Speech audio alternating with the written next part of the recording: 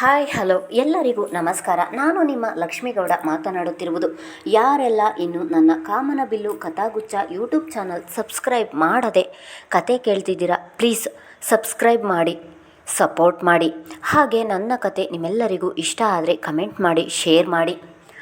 ಬಾಂಧವ್ಯದ ಬಾನಾಡಿಗಳು ಮುಂದುವರೆದ ಸಂಚಿಕೆ. ಸೂರ್ಯ ಮತ್ತು ಸಿಂಚನ ಇಬ್ಬರು ಮಾತನಾಡಿಕೊಂಡು ಮೆಟ್ಟಿಲತ್ತಿ ಬಂದರೆ ಅಲ್ಲಿನ ದೃಶ್ಯ ನೋಡಿ ಹಾಗೆ ತಟಸ್ಥವಾಗಿ ನಿಂತರು.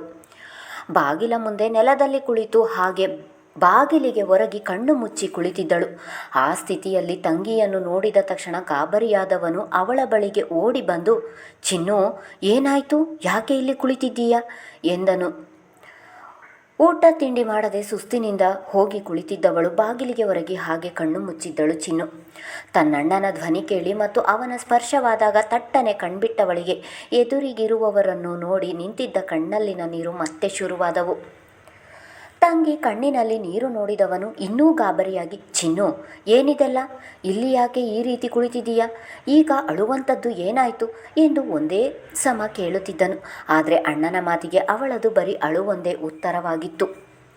ಸೂರ್ಯ, ಮೊದಲು ಒಳಗೆ ಕರೆದುಕೊಂಡು ಬನ್ನಿ, ಆಮೇಲೆ ಮಾತನಾಡೋಣ ಎಂದವಳು ತಾನೇ ಬೀಗ ತೆಗೆದು ಒಳಹೋಗಿ ಅಳುತ್ತಿದ್ದ ಚಿನ್ನುವಿಗೆ ನೀರು ತಂದುಕೊಟ್ಟು ಕುಡಿ ಎಂದು ಕುಡಿಸಿದಳು ಸಿಂಚನ. ಅವಳು ನೀರು ಕುಡಿದು ಕುಳಿತ ಮೇಲೆ ಅವಳ ಬಳಿಗೆ ಬಂದು, ಏನಾಯಿತು ಚಿನ್ನು, ಯಾಕೆ ಹೀಗೆ ಕುಳಿತಿದ್ದೀಯಾ, ಅಲ್ಲದೆ ಇಷ್ಟೊಂದು ಅಳ್ತಿದ್ದೀಯಲ್ಲ, ಏನಾಯಿತು ಎಂದು ಅತಿ ಕಾಳಜಿಯಿಂದ ಕೇಳಿದಳು ಸಿಂಚನ. ಸಿಂಚನಳ ಮಾತಿಗೂ ಕೂಡ ಏನೊಂದು ಪ್ರತಿಕ್ರಿಯಿಸದೆ ಸುಮ್ಮನೆ ಅಳುತ್ತಿದ್ದಳು.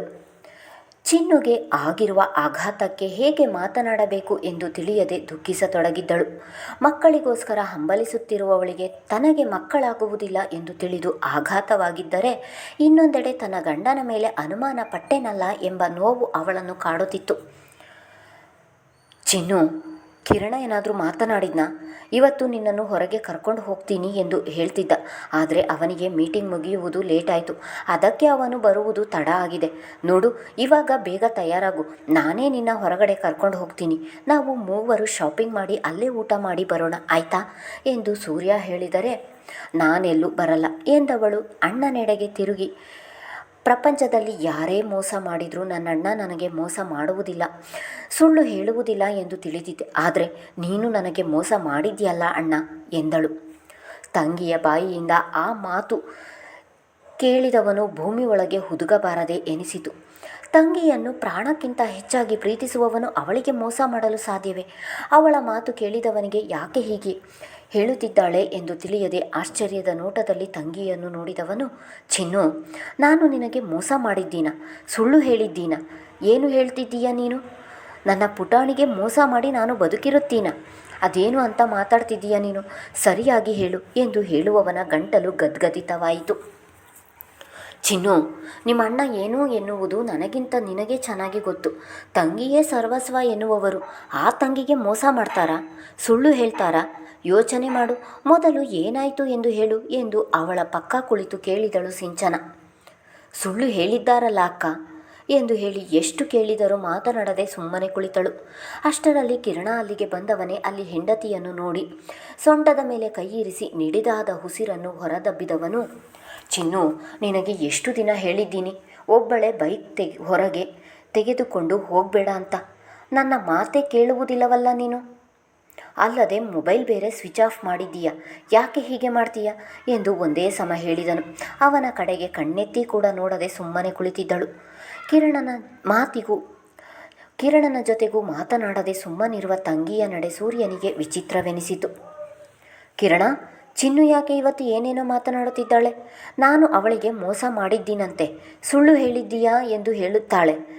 ಯಾಕೆ ಹೀಗೆ ಹೇಳುತ್ತಿದ್ದಾಳೆ ಎಂದು ಸೂರ್ಯ ಗೊಂದಲದಲ್ಲಿ ಕೇಳಿದರೆ, ಸೂರ್ಯ ಅದು ಎಂದು ಕಿರಣ ರಾಗ ಎಳೆಯುತ್ತಿದ್ದರೆ, ಕಿರಣ, ನೀನು ಯಾಕೆ ಬೆವರುತ್ತಿದ್ದೀಯಾ? ನಿಮ್ಮಿಬ್ಬರಿಗೂ ಏನಾಯಿತು?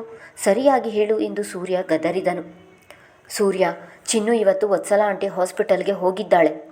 ಅಲ್ಲಿ ಆಂಟಿ ಅವಳಿಗೆ ಎಲ್ಲ ಸತ್ಯವನ್ನು ಹೇಳಿದ್ದಾರೆ.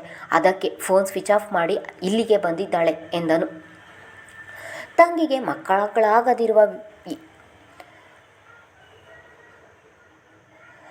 ತಂಗಿಗೆ ಮಕ್ಕಳಾಗುವುದಿಲ್ಲ ಎನ್ನುವ ಸತ್ಯ ಅವಳಿಗೆ ತಿಳಿದಿದೆ ಎಂದು ಸೂರ್ಯ ಕುಸಿದು ಕುಳಿತರೆ ಚಿನ್ನು ತನ್ನ ಒಡಲನ್ನು ಸವರಿಕೊಂಡವಳ ಅಳು ಜೋರಾಗಿತ್ತು. ಆದರೆ ಏನೂ ಅರಿಯದೆ ಗೊಂದಲದಲ್ಲಿ ನಿಂತಿದ್ದವಳು ಮಾತ್ರ ಸಿಂಚನ. ಸೂರ್ಯ, ಏನಾಯಿತು? ಯಾಕೆ ಹೀಗೆ ಕುಸಿದು ಕುಳಿತಿರಿ? ಕಿರಣ ಏನು ಹೇಳ್ತಿದ್ದಾನೆ? ಹಾಸ್ಪಿಟಲ್ ಸತ್ಯ ಎಂದು ಏನೇನೋ ಹೇಳುತ್ತಿದ್ದಾನೆ, ಏನದು ಎಂದು ಕುಸಿದು ಕುಳಿತ ಸೂರ್ಯನ ಬಳಿ ಬಂದು ಭಯದಲ್ಲಿ ಕೇಳಿದಳು ಸಿಂಚನ. ತನಗ ಮೋಸ ಮಾಡಿದೆ ಎಂಬುದರ ಅರ್ಥ ಸೂರ್ಯನಿಗೆ ಈಗ ಅರಿವಾಗಿತ್ತು. ತಾವು ಅವಳಿಗೆ ಮಕ್ಕಳಾಗುವ ಸಾಧ್ಯತೆ ಕಡಿಮೆ ಎಂಬ ಸತ್ಯ ಮುಚ್ಚಿಟ್ಟಿರುವುದರಿಂದ ಅವಳು ಹಾಗೆ ಹೇಳಿದ್ದಾಳೆ ಎಂದು ಅರಿತವನು ತನ್ನ ದುಃಖವನ್ನು ಮರೆಮಾಚಿ ದಿವಾನ್ ಮೇಲೆ ಕುಳಿತಿದ್ದ ತನ್ನ ತಂಗಿಯ ಬಳಿ ಬಂದು ನೆಲದಲ್ಲಿ ಕುಳಿತು ಅವಳ ಮಂಡಿಯ ಮೇಲೆ ಕೈ ಇರಿಸಿದವನು, ಸಾರಿ ಚಿನ್ನು, ಈ ವಿಷಯವನ್ನು ನಿನಗೆ ಹೇಳಿದರೆ ನೀನು ನೋವು ತಿಂತೀಯ ಅಂತ ವಿಷಯ ಹೇಳಲಿಲ್ಲ. ಎಷ್ಟೋ ಬಾರಿ ನಿನಗೆ ಈ ವಿಷಯ ಹೇಳಬೇಕು ಎಂದು ಕಿರಣ ಪ್ರಯತ್ನಪಟ್ಟ, ಆದರೆ ಆಗಲಿಲ್ಲ. ನೀನು ನೋವು ತಿನ್ನುವುದನ್ನು ನಮ್ಮಿಂದ ನೋಡಲು ಆಗಲ್ಲ, ಅದೊಂದೇ ಕಾರಣದಿಂದ ವಿಷಯ ಮುಚ್ಚಿಟ್ಟಿದ್ದು, ಬೇರೆ ಇನ್ನೇನಿಲ್ಲ ಎಂದು ಇನ್ನೂ ಮಾತನಾಡುವವನನ್ನು ಹಸ್ತ ನೀಡಿ ತಡೆದ ಚಿನ್ನು, ಈಗೇನು ಖುಷಿ ಪಡ್ತಿದ್ದೀನ ಅಣ್ಣ? ಇಲ್ವಲ್ಲ, ಮದುವೆಗೆ ಮುಂಚೆ ನನಗೆ ಮಕ್ಕಳಾಗುವುದಿಲ್ಲ ಎಂದು ತಿಳಿದಿದ್ದರೆ ನಾನು ಖಂಡಿತ ಮದುವೆಯಾಗುತ್ತಿರಲಿಲ್ಲ ಅಣ್ಣ. ಇಷ್ಟು ವರ್ಷದಲ್ಲಿ ಮಗು ಬೇಕು ಎಂದು ಅದೆಷ್ಟು ಹಂಬಲಿಸುತ್ತಿದ್ದೆ.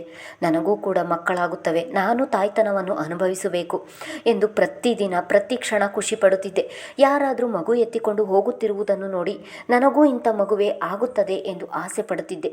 ಈಗ ನನ್ನ ಆಸೆ ಕನಸೆಲ್ಲ ನುಚ್ಚು ನೂರಾಯಿತು. ಈ ವಿಷಯ ಕೇಳಿದಾಗಿನಿಂದ ಸತ್ತು ಹೋಗೋಣ ಎನಿಸುತ್ತಿದೆ ಅಣ್ಣ ಎಂದು ಹೇಳುತ್ತಿದ್ದ ಹಾಗೆ ಅವಳ ಬಾಯಿಯ ಮೇಲೆ ಕೈ ಇರಿಸಿದ ಸೂರ್ಯ, ತಮಾಷೆಗೂ ಹಾಗೆಲ್ಲ ಹೇಳಬೇಡ ಚಿನ್ನು, ನಿನ್ನ ಮಾತುಗಳನ್ನು ಸಹಿಸುವ ಶಕ್ತಿ ನಮ್ಮಲ್ಲಿ ಇಲ್ಲ. ನಿನಗೆ ಮಕ್ಕಳಾಗುವುದೇ ಇಲ್ಲ ಎಂದು ಹೇಳುತ್ತಿಲ್ಲ, ಖಂಡಿತ ನಿನಗೆ ಮಕ್ಕಳಾಗುತ್ತವೆ ಎಂದು ಡಾಕ್ಟರ್ ಹೇಳಿದ್ದಾರೆ. ಆ ಭರವಸೆ ನಮಗೂ ಇದೆ, ಈಗಲೇ ನಿರಾಶಳಾಗಬೇಡ ಎಂದು ಸೂರ್ಯ ಸಮಾಧಾನ ಮಾಡಲು ನೋಡಿದರೆ ಅವನ ಮಾತಿಗೆ ವಿಷಾದದ ನಗೆ ನಕ್ಕವಳು, ಇಷ್ಟು ವರ್ಷಗಳಿಂದ ಆಗದ ಮಕ್ಕಳು ಮುಂದಿನ ದಿನಗಳಲ್ಲಿ ಆಗುತ್ತೆ ಅಂತ ಹೇಗೆ ಹೇಳ್ತೀಯ ಅಣ್ಣ? ನನಗೀಗ ಯಾವ ನಿರೀಕ್ಷೆಯೂ ಇಲ್ಲ. ನನ್ನಲ್ಲಿದ್ದ ಆಸೆ ಕನಸು ಎಲ್ಲ ಸತ್ತೋಯ್ತು. ಇನ್ನೇನಿದ್ರೂ ನನ್ನ ಜೀವನ ಹಸಿರಿಲ್ಲದ ಮರುಭೂಮಿ ಅಷ್ಟೇ. ನನ್ನ ಬದುಕೆ ಚಂದಿರನಿಲ್ಲದ ಅಮಾವಾಸ್ಯೆಯ ಕತ್ತಲಾಯಿತು ಎಂದು ಸೋತ ಧ್ವನಿಯಲ್ಲಿ ಹೇಳಿದಳು. ಸಿಂಚನ ಮಾತ್ರ ತಾನು ಕೇಳುತ್ತಿರುವುದು ನೋಡುತ್ತಿರುವುದು ಕನಸೋ ಎಂಬಂತೆ ಗರಬಡಿದವಳ ಹಾಗೆ ನಿಂತಿದ್ದಳು. ಇತ್ತ ಕಿರಣ ತನ್ನ ಹೆಂಡತಿ ಬದುಕಿನ ಮೇಲೆ ವಿಶ್ವಾಸ ಕಳೆದುಕೊಂಡವಳ ರೀತಿ ಮಾತನಾಡುತ್ತಿರುವುದನ್ನು ನೋಡಿದವನ ಹೃದಯ ವಿಲವಿಲ ಎಂದು ಒದ್ದಾಡತೊಡಗಿತು. ಹೆಂಡತಿಯ ಬಳಿಗೆ ಬಂದ ಕಿರಣ, ಚಿನ್ನು, ಇವಾಗ ಅಂಥದ್ದು ಏನೂ ಆಗಿಲ್ಲ. ಈ ಭೂಮಿ ಮೇಲೆ ಮಕ್ಕಳಿಲ್ಲದೆ ಅದೆಷ್ಟೋ ಜನ ಬದುಕಿಲ್ಲವ ಹೇಳು ಎಂದು ಅವಳ ಹೆಗಲ ಮೇಲೆ ಕೈಯಿರಿಸಿದರೆ ಒಡನೆ ಅವನ ಕೈ ಕಿತ್ತೆಸೆದವಳು, ನನ್ನನ್ನು ಮುಟ್ಟಬೇಡಿ, ನಾನು ಇಷ್ಟು ನೋವು ತಿನ್ನಲು ನೀವೇ ಕಾರಣ. ನೀವು ಮದುವೆಯಾಗಲಿಲ್ಲ ಎಂದಿದ್ದರೆ ನಾನು ಈ ಪರಿಸ್ಥಿತಿಗೆ ಬರುತ್ತಿರಲಿಲ್ಲ ಎಂದು ಕೂಗಾಡಿದವಳು ಕೋಣೆ ಒಳಗೆ ಹೋಗಿ ಕದವಿಕ್ಕಿದಳು. ಕಿರಣ ಎಂದೂ ನಿರೀಕ್ಷಿಸದ ಅವಳ ಈ ನಡೆ ಅವನಲ್ಲಿ ಭಯವನ್ನು ಮೂಡಿತು. ಅವಳ ಹಿಂದೆ ಓಡಿದವನು, ಚಿನ್ನು, ಬಾಗಿಲು ತೆಗಿ, ನೀನು ಹೀಗೆ ಡೋರ್ ಹಾಕಿಕೊಂಡರೆ ನನಗೆ ಭಯವಾಗುವುದಿಲ್ವಾ ಎಂದರೆ ಆ ಕಡೆಯಿಂದ ಪ್ರತಿಕ್ರಿಯೆ ಬರಲಿಲ್ಲ. ಕಿರಣ, ಸಮಾಧಾನ ಮಾಡ್ಕೊ, ನೋಡು, ಅವಳು ನನ್ನ ತಂಗಿ, ಅವಳಿಗೆ ಚೆನ್ನಾಗಿ ಗೊತ್ತು ಅವಳೇನಾದರೂ ಹೆಚ್ಚು ಕಡಿಮೆ ಮಾಡಿಕೊಂಡ್ರೆ ಅವಳ ಅಣ್ಣನೂ ಸಹ ಅವಳ ಹಿಂದೆ ಹೋಗ್ತಾನೆ ಅಂತ. ಅದಕ್ಕೆ ಅವಳು ಏನೂ ಮಾಡಿಕೊಳ್ಳುವುದಿಲ್ಲ, ಅವಳು ತುಂಬ ಧೈರ್ಯವಂತೆ ಎಂದು ಒಳಗಿರುವ ತಂಗಿ ಕಿವಿಗೆ ಬೀಳಲಿ ಎಂದು ಜೋರಾಗಿ ಹೇಳಿದನು. ಅದು ಚಿನ್ನುಗೂ ಕೂಡ ಕೇಳಿಸಿತು. ಚಿನ್ನು, ಏನಿದೆಲ್ಲ? ನೀನು ನೋಡಿದರೆ ಹೀಗೆ ಒಳಗೆ ಸೇರಿಕೊಂಡು ಬಾಗಿಲು ಹಾಕಿಕೊಂಡಿದ್ದೀಯ. ನಿಮ್ಮಣ್ಣ ನೋಡಿದರೆ ಏನೇನೋ ಮಾತನಾಡುತ್ತಿದ್ದಾರೆ. ನಿಮ್ಮಿಬ್ಬರಿಂದ ನನಗೆ ಭಯವಾಗುತ್ತಿದೆ. ಮೊದಲು ಬಾಗಿಲು ತೆಗಿ ಎಂದು ಸಿಂಚನ ದುಃಖಿಸುತ್ತಿದ್ದಳು. ಸಿಂಚನ ದುಃಖಪಡುವುದನ್ನು ಸಹಿಸದವಳು ಬಾಗಿಲು ತೆರೆದು ಹೊರಬಂದು, ಅಕ್ಕ, ನೀವೇನೂ ಯೋಚಿಸಬೇಡಿ. ಅಣ್ಣ ಹೇಳಿದ ಹಾಗೆ ನಾನು ಯಾವತ್ತೂ ಧೈರ್ಯವಂತೆಯೇ, ಆತ್ಮಹತ್ಯೆ ಮಾಡಿಕೊಳ್ಳುವಂತಹ ಹೇಡಿಯಲ್ಲ.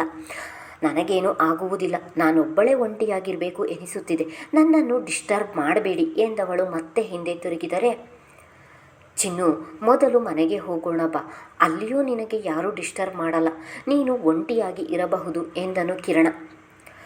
ಹೇಗಾದರೂ ಮಾಡಿ ಅವಳನ್ನು ಮನೆಗೆ ಕರೆದುಕೊಂಡು ಹೋಗಿ ಸಮಾಧಾನ ಮಾಡಬೇಕು ಎನ್ನುವ ಯೋಚನೆ ಅವನದು. ಅಣ್ಣ, ನಾನೆಲ್ಲಿಗೂ ಹೋಗುವುದಿಲ್ಲ, ನಾನು ಇಲ್ಲಿಯೇ ಇರ್ತೀನಿ, ನನ್ನನ್ನು ಯಾರೂ ಮಾತನಾಡಿಸಬೇಡಿ ಎಂದು ಹೇಳಿ ಯಾರೋ ಅಪರಿಚಿತರ ಬಳಿ ಮಾತನಾಡುವ ಹಾಗೆ ತನ್ನಣ್ಣನ ಮೂಲಕ ಮಾತನಾಡಿ ಮತ್ತೆ ಕೋಣೆಗೆ ಸೇರಿ ಬಾಗಿಲಾಕಿ ಕದಕ್ಕೆ ಹೊರಗೆ ನಿಂತವಳು. ಅಳುವ ಶಬ್ದ ಆಚೆ ಹೋಗದ ಹಾಗೆ ಬಾಯಿಗೆ ಕೈ ಅಡ್ಡವಿರಿಸಿ ಅಳುತ್ತಾ ನಿಂತವಳ ಮನಸ್ಸು ರಾಡಿಯಾಗಿತ್ತು. ಆಚೆ ಹೋಗದ ಹಾಗೆ ಬಾಯಿಗೆ ಕೈ ಅಡ್ಡವಿರಿಸಿ ಅಳುತ್ತಾ ನಿಂತವಳ ಮನಸ್ಸು ರಾಡಿಯಾಗಿತ್ತು. ಆಗಲೇ ಆ ಮನಸ್ಸು ಕೆಟ್ಟ ಯೋಚನೆಯೊಂದನ್ನು ಮಾಡಿತು. ಇತ್ತ ಕಿರಣ ಹೆಂಡತಿಯ ನಿರ್ಲಕ್ಷ್ಯವನ್ನು ಸಹಿಸದವನು ತಲೆಯ ಮೇಲೆ ಕೈ ಹೊತ್ತು ಕುಸಿದು ಕುಳಿತನು. ಗೆಳೆಯನ ಪರಿಸ್ಥಿತಿ ನೋಡಿದ ಸೂರ್ಯ ಅವನ ಬಳಿಗೆ ಬಂದವನು, ಕಿರಣ, ಬೇಜಾರಾಗಬೇಡ, ಅವಳ ಮನಸ್ಸಿಗೆ ಆಘಾತವಾಗಿದೆ, ಅವಳು ಸ್ವಲ್ಪ ಸಮಯ ಒಂಟಿಯಾಗಿರಲಿ, ಆಮೇಲೆ ಅವಳೇ ಸರಿ ಹೋಗ್ತಾಳೆ ಎಂದರೆ, ಇಲ್ಲ ಸೂರ್ಯ, ಅಷ್ಟು ಬೇಗ ಅವಳು ಸಮಾಧಾನವಾಗುವುದಿಲ್ಲ, ಮುಂದೆ ಇದು ಎಲ್ಲಿ ಹೋಗಿ ನಿಲ್ಲುವುದು ಎಂದು ಭಯವಾಗುತ್ತಿದೆ ಚಿಂತಿಸುತ್ತಲೇ ಹೇಳಿದನು. ಕಿರಣ, ನೀನು ಅಂದುಕೊಂಡ ಹಾಗೆ ಏನೂ ಆಗುವುದಿಲ್ಲ. ನೀವಿಬ್ಬರು ಅವಳಿಂದ ವಿಷಯ ಮುಚ್ಚಿಟ್ಟಿದ್ದೇ ತಪ್ಪು. ಮದುವೆಗೆ ಮುಂಚೆ ಅವಳಿಗೆ ವಿಷಯ ಹೇಳಿದ್ದರೆ ನೋವಾಗುತ್ತಿರಲಿಲ್ಲ ಎಂದು ಹೇಳುತ್ತಿಲ್ಲ, ಆವಾಗಲೂ ನೋವಾಗುತ್ತಿತ್ತು. ಆಗ ಅವಳಿಗೆ ಕ್ರಮೇಣ ನಿನ್ನ ಸಮಸ್ಯೆ ಬಗೆಹರಿಯುತ್ತದೆ, ನಿನಗೆ ಮುಂದೆ ಮಕ್ಕಳಾಗುತ್ತದೆ ಎಂದು ಅವಳ ಮನವೊಲಿಸಿ ಮದುವೆಗೆ ಒಪ್ಪಿಸಬಹುದಿತ್ತು. ಆಗ ಅವಳು ಮಕ್ಕಳ ಬಗ್ಗೆ ನೂರಾರು ಆಸೆ ಕನಸುಗಳನ್ನು ಸುಲಭವಾಗಿ ಕಟ್ಟುತ್ತಿರಲಿಲ್ಲ. ಆದರೆ ಈಗ ನನಗೂ ಮಕ್ಕಳು ಬೇಕು ಎಂದು ಪ್ರತಿಕ್ಷಣ ಹಂಬಲಿಸುವ ಅವಳಿಗೆ ಸಡನ್ ಆಗಿ ತನಗೆ ಮಕ್ಕಳಾಗುವುದಿಲ್ಲ ಎಂದು ತಿಳಿದರೆ ಅವಳಿಗೆ ಎಷ್ಟು ನೋವಾಗುತ್ತದೆ ಯೋಚಿಸಿ. ಈ ವಿಷಯವನ್ನು ನನ್ನಿಂದಲೇ ಅರಗಿಸಿಕೊಳ್ಳಲು ಸಾಧ್ಯವಾಗುತ್ತಿಲ್ಲ. ಇನ್ನು ಚಿನ್ನು, ಅವಳ ಪರಿಸ್ಥಿತಿಯನ್ನು ನೀವು ಊಹಿಸಿಕೊಳ್ಳಿ ಎಂದು ಇಬ್ಬರ ಮೇಲೂ ಸಿಂಚನ ಕಿಡಿಕಾರಿದರೆ, ಸಿಂಚನ, ನಾವು ಅವಳ ಒಳ್ಳೆಯದಕ್ಕೆ ಅಲ್ವಾ ಹಾಗೆ ಮಾಡಿದ್ದು, ನೀನು ನಮ್ಮನ್ನೇ ತಪ್ಪಿತಸ್ಥರನ್ನಾಗಿ ಮಾಡುತ್ತಿದ್ದೀಯಾ ಎಂದು ಕಿರಣ ಹೇಳಿದರೆ, ನೋಡು ಕಿರಣ, ನಿನ್ನ ಯೋಚನೆಯ ಪ್ರಕಾರ ನೀನು ಮಾಡಿದ್ದು ಸರಿ ಇರಬಹುದು, ಆದರೆ ನೀವು ಮುಚ್ಚಿಟ್ಟಿದ್ದ ಸತ್ಯದಿಂದ ಈಗ ಅವಳೆಷ್ಟು ನೋವು ತಿನ್ನುತ್ತಿದ್ದಾಳೆ ಎಂದು ಯೋಚಿಸಿ. ನಾನು ಒಂದು ಹೆಣ್ಣಾಗಿ ಅವಳ ಜಾಗದಲ್ಲಿದ್ದರೆ ನನಗೂ ಅಷ್ಟೇ ನೋವಾಗುತ್ತಿತ್ತು ಎಂದು ಹೇಳುವವಳಿಗೆ ಅಂದು ಸೂರ್ಯ ಚಿನ್ನುಗೆ ಮಕ್ಕಳಾಗುವವರೆಗೆ ನಮಗೆ ಮಕ್ಕಳು ಬೇಡ ಎಂದು ಹೇಳಿದ್ದರ ಒಳ ಅರ್ಥ ಈಗ ಅವಳಿಗೆ ಅರ್ಥವಾಗಿ ದುಃಖ ಹೆಚ್ಚಾಗಿ ಅಲ್ಲಿ ನಿಲ್ಲಲಾಗದೆ ಹೊರಬಂದಿದ್ದಳು. ಮುಂದುವರಿಯುವುದು. ಧನ್ಯವಾದಗಳು.